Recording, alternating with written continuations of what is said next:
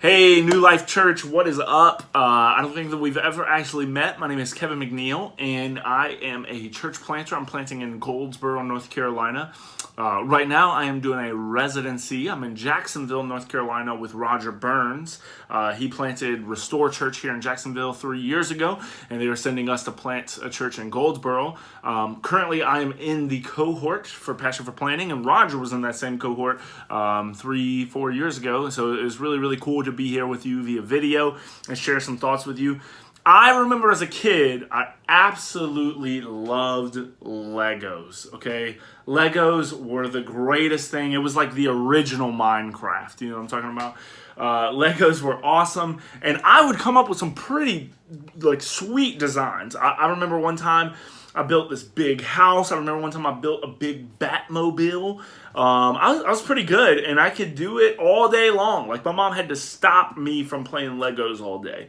And so I remember one time I was at my grandma's house, and all of the adults were hanging out, and I brought my big box of Legos, and man, I stacked them up, and I built this huge farm, and I had this big barn, and this big house, and I was building cars and trees, and everything was going great, man. Like, it was the greatest Lego design of all time. I probably spent an hour on that sucker, like so much time. I was so excited to show people, because you know, when you're a kid and you're working on Legos, that's what you got to do. You got to build up your creation, and then you got to go run to the adults and say, hey, come and look at what I've done. And so I was almost done. I was so excited, and sure enough, my uncle walked by, and I was just a little kid, and he wasn't paying attention. And to be fair, I was in the middle of the hallway, but his foot stepped on all of my buildings. I mean, the guy wore like a size 15 shoe. And so just like that, he destroyed all of my work. And so what do I do as a kid? I cry. Like, that's exactly what I did. I was devastated. And so I was super upset with my uncle. I thought he did it on purpose.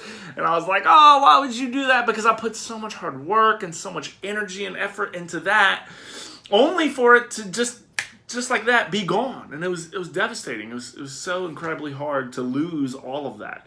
And unless you've been living under a rock for the past month, I feel like that's exactly what has happened with this whole coronavirus thing. I mean, people have been working hard. Everything has been going on, business as usual. People have been making plans, and then just like that, all their plans are gone. And people have been saving up money, or like, for example, my wife just landed a great job, and just like that, all the jobs are gone. And, you've been saving up money, and just like that, all the money's gone. And bills are still due. And it can be a little overwhelming. Like, it can be a little scary. It can make you sad. It can make you incredibly worried. And, if you let it eat you enough, man, it will really, really get under skin. It will really, really get to you. And I was thinking about this, and my wife and I were actually talking last night about this, and we were talking about how we have this weird peace about this entire situation. And I wanted to share with you this morning a little bit about where that peace comes from. I was actually reading Psalms chapter 49, and it talked about this, and I was like, wow, this is where the peace comes from. Check this out. It says in verse 1, and Psalms 49 is a pretty long chapter, and in order to make this video 10 minutes or less, I will try to reduce, so I'll skip over some verses. You can go ahead and read the whole thing. I would encourage you to. But it says, starting in verse 1, it says, listen to this, all you people. Pay attention, everyone in the world. Okay, high and low, rich and poor, listen to what I'm about to say. That's what he says. And then he says in verse 5, he says, why should I fear when trouble comes my way? When enemies surround me, they trust in their wealth and they boast of their great riches. Yet they cannot redeem themselves from death by paying a ransom to God. Redemption does not come so easily, for no one can ever pay enough to live forever and never see the grave. He says this in verse 10. He says, those who are wise must finally die, just like the foolish and the senseless, leaving all their wealth behind. The grave is their eternal home, where they will stay forever. They may name their estates after themselves, but their fame will not last. They will die just like all the animals. This is the fate of fools, though they are remembered as being wise. And so he goes through and he talks about how people on this earth, man, they have all this money and they have all this wealth and they make a name for themselves. But at the end of the day, death is the fate of us all. He says everybody, young and old, rich and poor, sick, not sick, we are all going to end up at this grave eventually. Some get there before others, but eventually this is the final place that everyone arrives to. And then he says this, check this out. In verse 15, he says something, and as I read it today, it literally made my hair stand up. He says, "But as for me, God will redeem my life.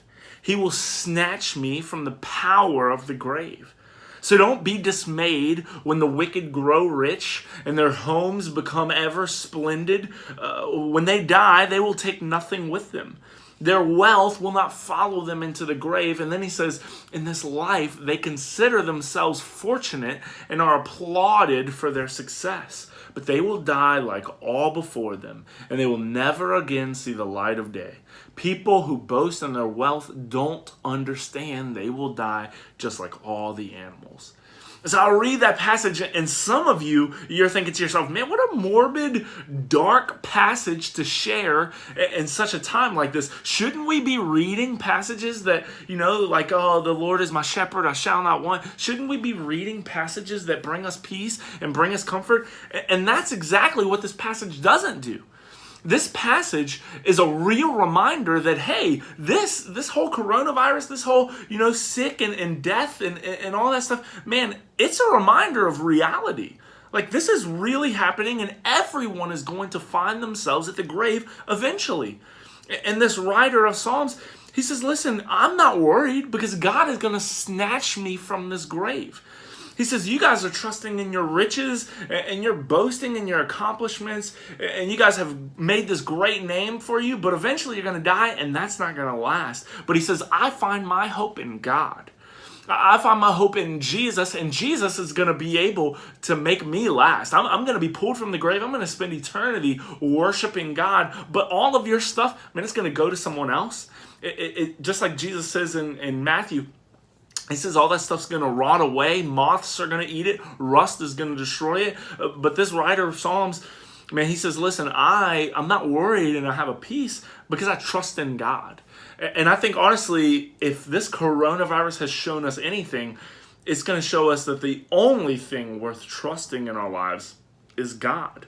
And it's putting our faith, putting our hope in Jesus. Because as we found, a lot of us have great jobs, but just like that, our jobs went away.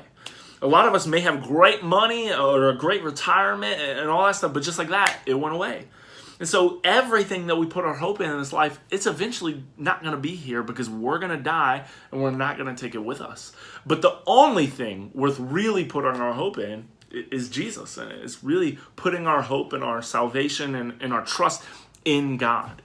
And so what does that mean for us? Like, what does this have to do with our real life? How can we really put this in? Well, first I would just challenge you and say, what have you put your hope in?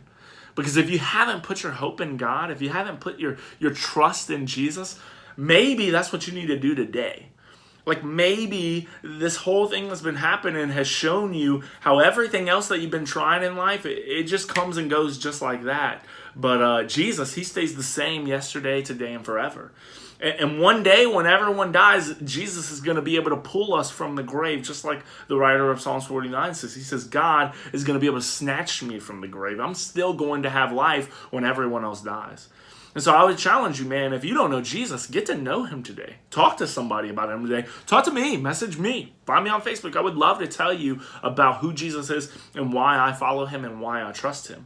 The second thing I would say is keep living out your mission, In a world where everything's going crazy, I mean, he says, hey, don't even worry about people that have great homes and they have all this money. He says, don't worry about what other people are doing. And I would challenge you, don't worry that this world is going crazy. Don't worry that everybody's losing their mind and going bonkers. It is our job as disciples to make more disciples.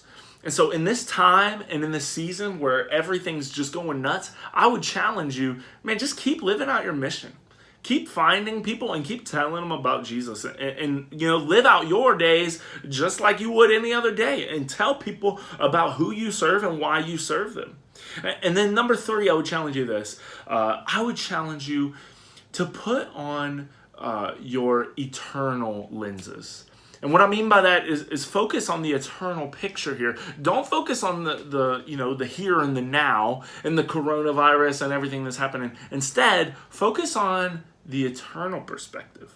Like, we're so worried about, what tomorrow is going to bring. But what about 60 years from now when we pass away? What is our eternity going to look like? Like, we get so ready for retirement, but none of us get ready for eternity. And so I would say, look at this from an eternal perspective and stop worrying about it so much. A great way to ask the question is this. I'm sorry, I worded that wrong. A better question, instead of saying, oh man, what's going to happen with this whole coronavirus, the better question to ask is, what is God up to right now? Because he knows that this is happening, and he knows that things are going crazy. How is he going to use this to reach lost people? How is he going to use this to further his church and to further his kingdom? Because all throughout the Bible, we read of crazy events happening, and God always uses them and always uses them for good. And so that's what I would ask. If you look at this from an eternal perspective with the eternal lenses on, man, you're not asking, oh man, what's going to happen tomorrow? You're asking, how is God going to use this to reach people? What is the good that God is going to do with this? And so that's a little bit of where my peace comes from. I'm not worried about tomorrow because my hope is in Jesus. And Jesus holds tomorrow. Jesus controls tomorrow. He is in control of everything. So why, kind of like the writer of Psalms says, Psalms 49, he says, why should I fear when trouble comes my way? Because, ultimately, my fate is secure. My eternity is totally fine. And no one, yeah, sure, people can mess with your 401k, but people can't mess with my eternity. And when Jesus comes back, I don't need to be worried about that. When I die, I don't need to be worried about that because I'm going to be pulled from the grave. And I hope that I have been able to share a little bit of that peace with you. Again, if you don't have that peace, I would love to talk to you about it. I'm sure anyone in New Life would love to talk to you about it. But I hope that I've been able to encourage you, and I hope that you have a great day and a great week and a great month. And I look forward to meeting you one day in person. You guys have a good one.